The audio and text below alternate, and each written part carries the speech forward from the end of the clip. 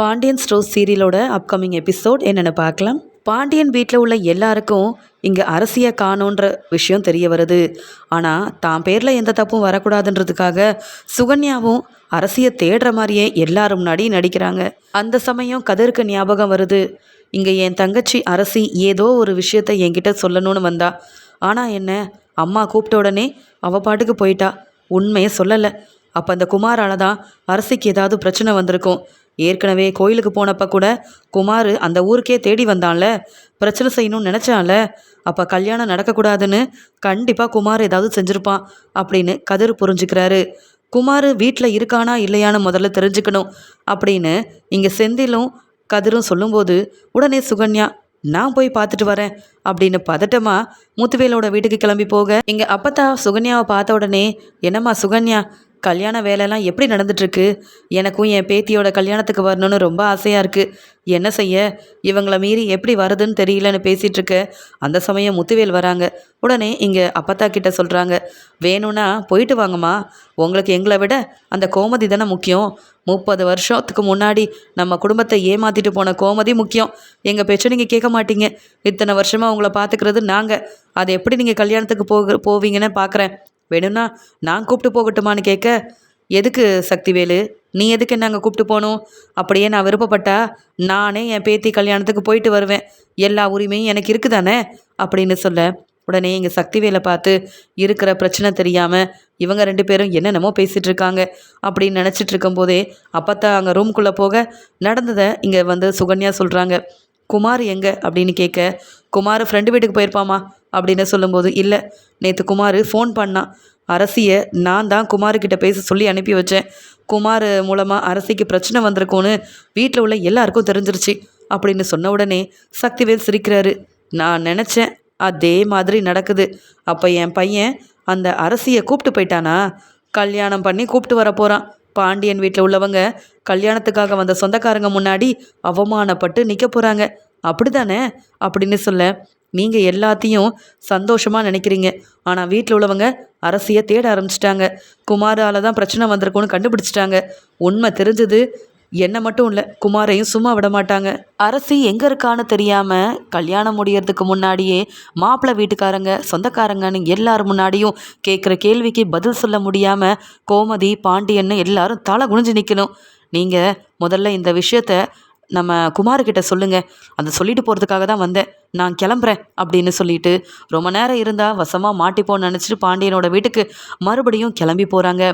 உடனே அங்கே பழனி கேட்குறாரு, என்ன அங்கே அண்ணன்க வீட்டில் குமார் இருந்தானான்னு கேட்க, இல்லைங்க, குமார் ஏதோ ஃப்ரெண்டு வீட்டுக்கு போயிருக்கானா, ஆனால் குமார் மேலே தப்பு இருக்காதுன்னு தான் தோணுது அப்படின்னு சப்போர்ட் பண்ணி பேச, உடனே மீனாவும், நீங்கள் எப்பயுமே அது என்ன அந்த முத்துவேல் வீட்டில் உள்ள எல்லாருக்கும் சப்போர்ட் பண்ணுறீங்க, நம்ம வீட்டில் எவ்வளோ பெரிய பிரச்சனையை பற்றி யோசிக்கிறோம், அத்தை அழுதுட்ருக்காங்க, இப்போயும் குமார் தப்பு பண்ணியிருக்க மாட்டான்னு சொல்கிறீங்க, அப்போ என்ன அரசியை நீங்கள் தான் வெளியில் அனுப்புனீங்களா அப்படின்னு மீனா கேட்க, என்ன இந்த மீனா பார்த்த மாதிரியே சந்தேகப்பட்டு கேட்குறாளே அப்படின்னு திருன்னு முழிக்கிறாங்க. கதிருக்கு ஒரே சந்தேகமாக இருக்குது. அரசி வீட்டிலேருந்து வெளியில் போயிருந்தா கண்டிப்பாக வெளியில் இருக்க சிசிடிவியில் எல்லாமே தெரியும்ல, அதை போய் முதல்ல பார்ப்போம் அப்படின்னு இங்கே செந்திலை கூட்டிகிட்டு போய் சிசிடிவியில் என்னெல்லாம் பதிவாயிருக்கு அப்படின்றத பார்க்கும்போது தான் தெரிய வருது. அரசி தனியாக வீட்டை விட்டு போகலை, கூடவே சுகன்யாவும் போயிருக்காங்க. அதை கண்டுபிடிச்ச உடனே கதிர்க்கும் செந்திலுக்கும் அவ்வளோ கோவம். இவ்வளோ நேரம் வீட்டில் பிரச்சனை நடக்குது, உண்மை என்னன்னு தெரியாத மாதிரியே சுகன்யா எல்லாரும் முன்னாடியும் நடிச்சிட்டு இருந்தாங்க. ஆனால் காரணமே இவங்க தான். அப்போ அரசி வீட்டை விட்டு போனது சுகன்யாத்தைக்கு தெரிஞ்சிருக்கு. ஆனால் ஏன் இதை சொல்லாமல் மறைச்சாங்க? அப்போ வேணும்னே குமாரும் சுகன்யாவும் திட்டம் போட்டு தான் அரசியை வீட்டை விட்டு வெளியில் வர வச்சுருப்பாங்களா?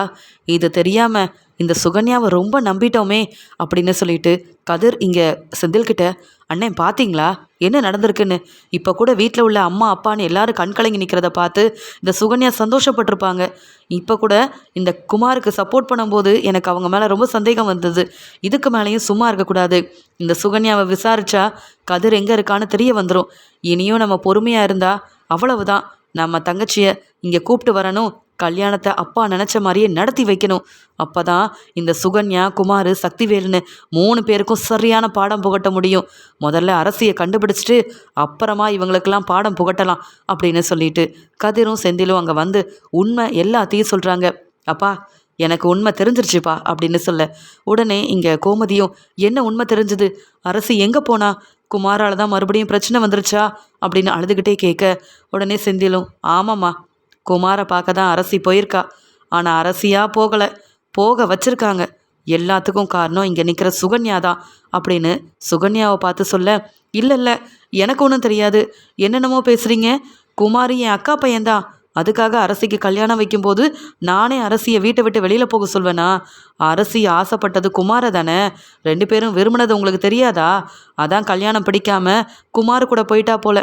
நீங்கள் என்னவோ ஏன் மேலே தப்பு இருக்க மாதிரி எல்லாரும் இப்படி பேசுறது தப்பு தம்பி, இப்படிலாம் பேசாதீங்க அப்படின்னு சொல்ல அமைதியாக இருங்க, நீங்கள் என்ன செஞ்சீங்கன்னு சிசிடிவியில் பார்த்துட்டு தான் வந்து சொல்கிறோம் அப்படின்னு கதிர் சொல்ல திருன்னு முழிக்கிறாங்க. உடனே பாண்டியனும் என்னது ஆதாரம் இருக்கா? அப்போ சுகன்யா மூலமாக தான் அரசி வீட்டை விட்டு வெளியில் போனாளா? அப்படி என்னதான் பிரச்சனை நடந்தது?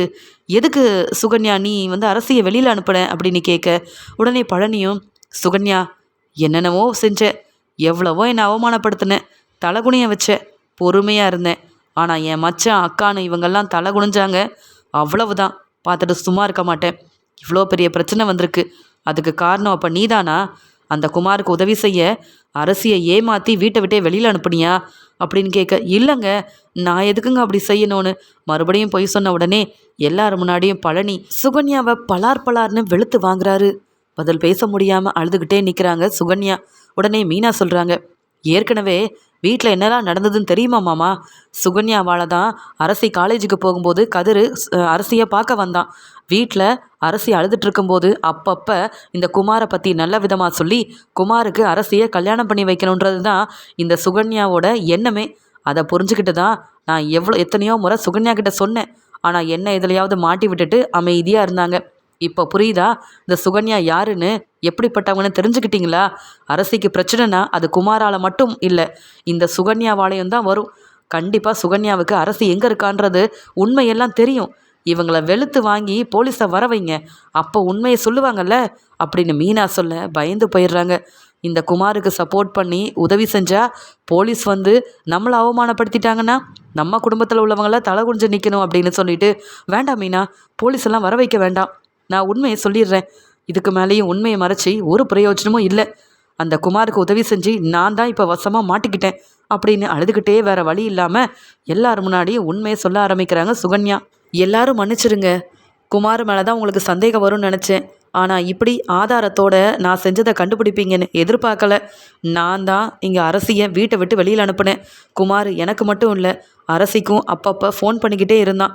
என்கிட்ட வந்து மன்னிப்பு கேட்டுட்டேன்னா நீ இந்த கல்யாணத்தை செஞ்சுக்கலாம், அப்படி இல்லை உன்னை பற்றின உண்மையை சொல்லுவேன், நீயும் நானும் விரும்பியிருக்கோம், நம்ம என்கிட்ட இருக்கிற ஆதாரத்தை மாப்பிள்ளைக்கிட்ட காமிப்பேன், நீயும் உன் அப்பாவும் அவமானப்பட்டு நிற்கணும்னு இங்கே குமார் சொல்ல போய் தான் அரசி வேறு வழி இல்லாமல் என்கிட்ட சொல்ல நானும் குமார்கிட்ட போய் மன்னிப்பு கேட்டுட்டு மட்டும் வந்துடுன்னு சொல்லி அனுப்புனேன்.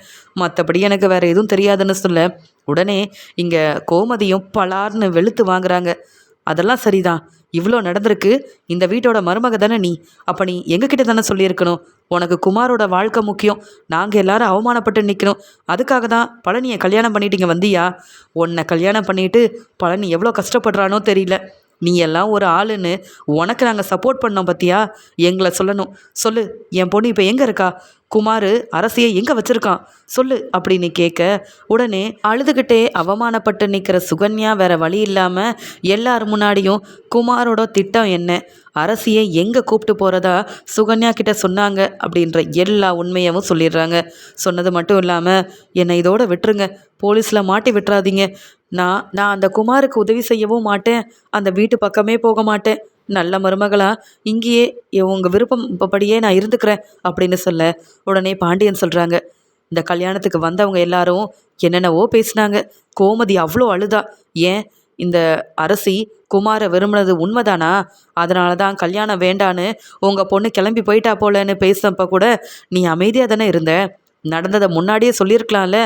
இனி நீ என்ன செஞ்சு ஒரு பிரயோஜனமும் இல்லை, உன்னை மருமகளாக கூட்டிகிட்டு வந்தது பெரிய தப்புன்னு நல்லா புரிஞ்சுக்கிட்டேன். பழனி நீயே ஒரு நல்ல முடிவாயிடு, கதிர் செந்தில் எல்லாரும் கிளம்புங்க, இந்த சுகன்யா சொன்ன இடத்துக்கு போய் நம்ம பொண்ணு அரசியை கூட்டிகிட்டு வரணும், கல்யாணம் சொன்ன மாதிரியே நடக்கணும், தப்பு செஞ்சது இந்த சுகன்யாவும் குமாரும், இவங்கள சும்மா விடக்கூடாது அப்படின்னு சொல்லிட்டு மீனா, செந்தில், ராஜி, கதிர்னு எல்லாருமே கிளம்பி போகிறாங்க. இங்கே ஆறுதலாக பேசிகிட்டு இருக்கிறாங்க தங்கமயில் கோமதி கிட்ட. கோமதி ரொம்ப அழுகுறாங்க. இந்த கல்யாணத்தால் தான் நாங்கள் சந்தோஷமாக இருக்கணும்னு நினச்சோம். ஆனால் அந்த சுகன்யாவாலையும் குமாராலையும் இப்படிலாம் நடக்கணும் எதிர்பார்க்கல. என் பொண்ணு அங்கே எவ்வளோ கஷ்டப்பட்டுட்டு இருக்காளோ தெரியலையே. எல்லாரும் போய் எப்படியாவது என் பொண்ணு அரசியை கூட்டிகிட்டு வாங்க. நாங்கள் நினச்ச மாதிரியே இந்த கல்யாணம் நடந்தே ஆகணும் அப்படின்னு சொல்லி ரொம்ப அழுகுறாங்க. உடனே அங்கே கிளம்பி எல்லாரும் போக இங்கே அரசி அழுதுகிட்டே குமார்கிட்ட பேசுகிறாங்க. என்னை விட்டுரு, எல்லாரும் என்னை தேடிட்டு இருப்பாங்க. என் அண்ணன்களுக்கெல்லாம் நீ செஞ்ச வேலை தெரிஞ்சது, உன்னை சும்மா விட மாட்டாங்க. சுகன்யா அத்தைக்கிட்ட பேசி என் மனசை மாற்றி இப்படி கூப்பிட்டு வர வச்சு என்னை இப்படி வசமாக இங்கேயே தங்க வச்சிட்டல்ல. என்னை அவமானப்படுத்தணும்னு நினச்சா நீ தான் அவமானப்பட்டு நிற்க போகிற. என்னை விட்டுரு. எவ்வளவோ உங்ககிட்ட சொல்லிட்டேன். உங்ககிட்ட நான் மன்னிப்பு கேட்குறேன். இனி உன் வழிக்கே நாங்கள் யாரும் வரமாட்டோன்னு சொல்ல நீ என்ன என் வழிக்கு வருது? உன்னால் இப்போ உன் குடும்பம் தலை குனிஞ்சு நிற்பாங்க. கொஞ்ச நேரத்தில் மாப்பிள்ளை வீட்டில் உள்ள எல்லாரும் வந்து உங்கள் அப்பாவை நிற்க வச்சு கேள்வி கேட்பாங்க. பதில் பேச முடியாமல் அரசி வேணும்னே கல்யாண ஏற்பாடெல்லாம் செஞ்சுட்டு அந்த குமார் கூட தான் போயிட்டான்னு எல்லாரும் பேச போகிறாங்க. உன் குடும்பம் என்னை அவமானப்படுத்தினதுக்கும் என் வீட்டில் உள்ளவங்களை அவமானப்படுத்தினதுக்கும் நல்லா அனுபவிக்க போகிறாங்க. நான் உன் கழுத்தில் தாலி கட்ட போகிறதும் இல்லை, நீ என் மனைவி ஆக போகிறதும் இல்லை. ஆனால் என்னால் நீ எவ்வளோ அனுபவிக்கணுமோ அவ்வளோ அனுபவிப்ப. உன்னை விரும்புகிறேன்னு சொன்னேன். ஆனால் நீ விரும்புகிறதா சொல்லி என்னை ஏமாற்றி அந்த சதீஷை கல்யாணம் பண்ணணுன்னு முடிவெடுத்ததுக்கு அப்புறமா உன் வாழ்க்கையில் நீ சந்தோஷமாக இருக்க விட்டுருவனா? உன்னை யாரும் கண்டுபிடிக்கவே கூடாதுன்றதுக்காக தான் இந்த இடத்துல கூட்டிகிட்டு வந்து வச்சுருக்கேன். உன் அண்ணன்களாக இருக்கட்டும், உன் அப்பா அம்மான்னு யார் நினச்சாலும் உன்னை தேடி இங்கே வரவே முடியாது. அதனால் அமைதியாரு. நீ மன்னிப்பு கேட்டு அழுதாலும் கண்டிப்பாக உனக்கு நடக்கிறது நடக்க தான் போகுது. உன்னை நான் விடவே மாட்டேன். உன் குடும்பம் தலை குனிஞ்சு நிற்கணும். அதை பார்த்து என் அப்பா நான் எல்லாரும் சந்தோஷப்படணும். அதுதான் என்னுடைய திட்டமே அப்படின்னு சொல்லி சிரிச்சுக்கிட்டே இருக்க சரவணன், செந்தில், கதிர்னு 3 பேரும் அங்கே போய் இங்கே குமாரை பார்த்து வெளுத்து வாங்குறாங்க. என் குடும்பத்தை அவமானப்படுத்தணும்னு நினச்சி இங்கே அரசியை கூட்டிகிட்டு வந்தியா? நீ எல்லாம் நல்லவனே இல்லைன்னு அரசிக்கு எப்பயோ தெரிய வந்துருச்சு. ஆனால் இப்போ கூட கல்யாணம் நடக்கக்கூடாதுன்னு இப்படி செய்வேன்னு நான் எதிர்பார்க்கல. முன்னாடியே தெரிஞ்சிருந்தா உன்னை சும்மா விட்டுருக்க மாட்டேன். உன் அப்பாவையும் உன்னையும் என்ன செய்ய போகிறேன்னு மட்டும் பாரு அப்படின்னு அரசி முன்னாடியே வெளுத்து வாங்குறாங்க. இங்கே அந்த சமயம் குமாரோட ஆளுங்களும் வந்து குமாருக்காக அங்கே எல்லார்கிட்டேயும் பேச உடனே செந்தில், சரவணன் இருந்த கோபத்தில் அந்த ஆளுங்க எல்லாரையும் வெளுத்து வாங்குறாங்க. நீ எல்லாம் ஒரு ஆளுன்னு உனக்கு இத்தனை பேர் வேறு சப்போர்ட்டுக்கு வராங்க. அது மட்டும் இல்லை, இங்கே மீனா சீக்கிரமாக அரசியை கூட்டிகிட்டு போராஜி அப்படின்னு சொல்ல மீனா, ராஜின்னு எல்லாரும் அரசியை எப்படியோ அந்த இடத்துலேருந்து கூட்டிகிட்டு போய் காரில் உட்கார வைக்கிறாங்க. அரசி சொல்கிறாங்க, அண்ணி நீங்கள்லாம் வருவீங்கன்னு நான் எதிர்பார்க்கவே இல்லை. அப்பா அம்மாவுக்கு நான் இல்லைன்னு தெரிஞ்சிருக்கோம்ல, எல்லாரும் கஷ்டப்பட்டுருப்பாங்க. நான் உண்மையாகவே உங்ககிட்ட உங்களெல்லாம் ஏமாற்றணும்னு இந்த குமார் கூட வரலை. குமார், சுகன்யா அத்தைன்னு எல்லாரும் நம்ப வச்சு என்னை ஏமாற்றிட்டாங்க. நான் என்னவோ மன்னிப்பு கேட்டுட்டு வந்துடலாம், இந்த குமாராலையும் என்னுடைய கல்யாணம் நின்றக்கூடாதுன்னு வந்தேன். ஆனால் இவ்வளோ பெரிய பிரச்சனையாகும்னு எதிர்பார்க்கல அப்படின்னு சொல்ல நீ வீட்டில் இல்லைன்னு எல்லாருக்கும் தெரிய வந்துருச்சு. மாமா, அத்தைன்னு எல்லாரும் அழுதுகிட்டே இருக்காங்க. பிரச்சனை இல்லை ராஜி, அரசியை முதல்ல சீக்கிரமாக வீட்டுக்கு கூட்டிகிட்டு போகணும் அப்படின்னு நினைக்க அங்கே செந்தில், சரவணன், கதிர்னு அந்த ஆளுங்களையும் குமாரையும் வெளுத்து வாங்கிட்டு உடனே அரசியை கூட்டிகிட்டு வீட்டுக்கு போக சுகன்யா தலை குனிஞ்சு நிற்கிறாங்க. உடனே பழனி சொல்கிறாரு, நான் இனி இந்த சுகன்யா கூட வாழ மாட்டேன். யாருடைய குடும்பத்தை அவமானப்படுத்தணும்னு என்னை கல்யாணம் பண்ணிக்கிட்டு இந்த சுகன்யா இந்த வீட்டுக்கு வந்து இவ்வளோ பெரிய பிரச்சனை செஞ்சாலோ அதுவும் அந்த குமாருக்காக, இனி சுகன்யா என் வாழ்க்கையில் இருக்கவே கூடாது. மரியாதையாக இப்போவே வீட்டை விட்டு வெளியில் போ. அவ்வளவுதான். இதுக்கு மேலே நீ மன்னிப்பு கேட்டாலும் உன்னை நான் மன்னிக்க போகிறதில்ல. நீ ஏமாத்த தான் செய்வேன். உன்னை நம்புனா நான் வாழ்க்கையே இல்லாமல் நிற்கணும். என் குடும்பத்தில் உள்ளவங்க அவமானப்பட்டு தான் நிற்கணும். நீ இந்த வீட்டுக்கு மருமகளாக வந்திருக்கவும் கூடாது. நான் உன்னை கல்யாணம் பண்ணதும் தப்பு தான். அதை நல்லா புரிஞ்சுக்கிட்டேன். நீ செஞ்ச வரைக்கும் போதும். கிளம்புறியா அப்படின்னு சொல்லி சுகன்யாவை பலார் பலார்னு வெளுத்து வாங்கி வீட்டை விட்டே வெளியில் அனுப்புகிறாரு பழனி. அது மட்டும் இல்லாமல் அரசி மறுபடியும் திரும்பி வீட்டுக்கு வர இங்கே கோமதிக்கிட்டேயும் பாண்டியன்கிட்டேயும் மன்னிப்பு கேட்குறாங்க. அப்பா, நீங்கள் நினைக்கிற மாதிரி நான் எந்த தப்பும் செய்யலை. அந்த குமாரால் என்னெல்லாம் நடந்தது தெரியுமான்னு நடந்த விஷயத்த சொல்கிறாங்க. மன்னிப்பு கேட்டு அழுகிறாங்க. உடனே இங்கே கோமதியும், முன்னாடியே இதை எங்ககிட்ட சொல்லியிருக்கலாம்ல, இவ்வளோ பெரிய பிரச்சனை வந்திருக்காது. வந்தவங்களாம் என்னென்ன பேசுனாங்க தெரியுமா? இதெல்லாம் மாப்பிள்ளை வீட்டில் உள்ளவங்களுக்கு தெரிஞ்சா இந்த கல்யாணம் எப்படி நடக்கும் அப்படின்னு சொல்ல பாண்டியன் சொல்கிறாங்க, நம்ம வீட்டு பொண்ணு அரசி எந்த தப்பும் செய்யலை. ஏமாத்தினது சுகன்யாவும் அந்த குமாரும் தான். அவங்கள எப்படி சும்மா விடுறது? மறுபடியும் இவங்களால பிரச்சனை வந்தா அப்படின்னு கேட்க உடனே கதிரும், அப்பா நீங்கள் எதுக்குப்பா கவலைப்படுறீங்க? இந்த பிரச்சனை இன்னும் பெருசாகக்கூடாதுன்னு போலீஸ்கிட்ட குமார் மேலேயும் சுகன்யாத்த மேலேயும் கம்ப்ளைண்ட் கொடுத்துருக்கேன். பழனி மாமா, என்னை தப்பாக நினைக்காதீங்க. அரசியோட கல்யாணம் நல்லபடியாக நடக்கணும்னா எனக்கு வேற வழியே தெரியல அப்படின்னு சொல்ல பழனி சொல்கிறாரு, நீ கம்ப்ளைண்ட் கொடுத்துட்ட, நல்ல வேலை. இல்லைனா நானே இங்கே என் மனைவின்னு கூட பார்க்காம இங்கே குமாருக்கு சப்போர்ட் பண்ண சுகன்யாவை வீட்டை விட்டு வெளியில் அனுப்புனது மட்டும் இல்லாமல் போலீஸில் மாட்டி விடணும்னு தான் நினச்சேன். மாப்பிள்ளை, நீ சரியாக தான் செஞ்சுருக்க. நான் நம்ம வீட்டுக்காக என்ன வேணாலும் செய்வேன். எனக்கு நீங்கள் எல்லாரும் தான் முக்கியம். அந்த சுகன்யா என் வாழ்க்கையில் இனி வரவே கூடாதுன்னு தான் நான் நினைக்கிறேன் அப்படின்னு பழனி தெளிவாக ஒரு முடிவெடுக்கிறாரு. இங்கே எந்த பிரச்சனையும் வரக்கூடாதுன்னு கதிர் கம்ப்ளைண்ட் கொடுத்ததுனால வசமாக இங்கே சுகன்யாவும் குமாரும் மாட்டிக்கிறாங்க. என்னெல்லாம் நடந்ததுன்னு போலீஸ்கிட்ட தெளிவாக அரசியும் சொல்ல, பெரிய பிரச்சனை செஞ்சதுக்கு காரணம் இந்த சுகன்யாவும் குமாரும் தான் வெளுத்து வாங்கி கூட்டிகிட்டு போயிடுறாங்க. இங்கே அரசியோட கல்யாணத்தில் இனி யாராலையும் எந்த பிரச்சனையும் வராது. நல்லபடியாக அரசியோட கல்யாணத்தை நடத்தி வைக்கணும். மறுபடியும் அரசி எப்படியோ திரும்பி வந்துட்டா அப்படின்ற சந்தோஷத்தில் இருக்கிறாங்க பாண்டியனும் கோமதியும். அது மட்டும் இல்லாமல் என்ன பெரிய பிரச்சனை வந்தாலும் அரசியோட அண்ணிங்கன்னு எல்லாரும் ஒன்று சேர்ந்து எல்லா பிரச்சனைக்கும் முற்றுப்புள்ளி வச்சு மறுபடியும் வீட்டில் பிரச்சனை வராமல் துணையாக இருந்து உதவி செய்கிறதுனால இங்கே கதிர், ராஜி, மீனா, செந்தில், சரவணன் எல்லாரையும் நினச்சி சந்தோஷப்படுறாரு பாண்டியன். அரசியும் எல்லார்கிட்டேயும் மன்னிப்பு கேட்டு கல்யாணம் நல்லபடியாக நடக்கணும்னு சந்தோஷத்தில் இருக்காங்க.